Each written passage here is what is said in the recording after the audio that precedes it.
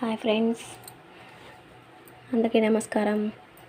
So ఈరోజు నేను రాగి దోశ వేసుకుంటున్నాను టిఫిన్కి. ఇందులో కారపొడిగా బయటని పౌడర్ వేసుకొని తింటున్నాను ఈరోజు కూడా, లేదా టమాటా చట్నీ వేసుకుని తింటాను. కొంచెం అది వేసుకుంటాను, ఇది వేసుకుంటాను. సో ఈ రాగి దోశ బెనిఫిట్స్ మీకు తెలుసు కదా.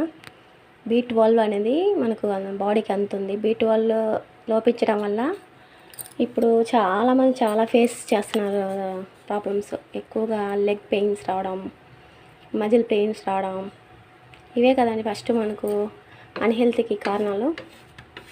మనం హెల్తీగా కాళ్ళు అవి నొప్పి లేకుండా ఉంటే చాలా వర్క్ చేసుకోవచ్చు. నా ఎక్స్పీరియన్స్ ఇది.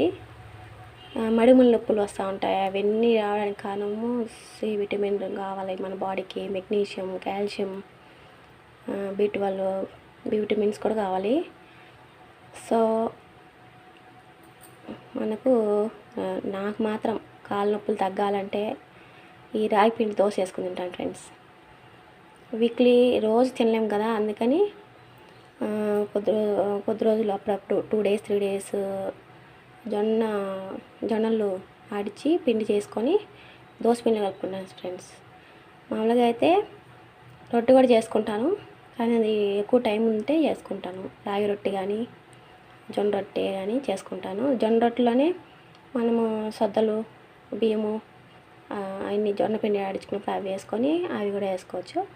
కానీ మోస్ట్లీ నేను దోశ పిండిలోనే ఈ రాగి పిండి వేసుకొని కొద్ది రోజులు దోశ చేసుకుంటాను.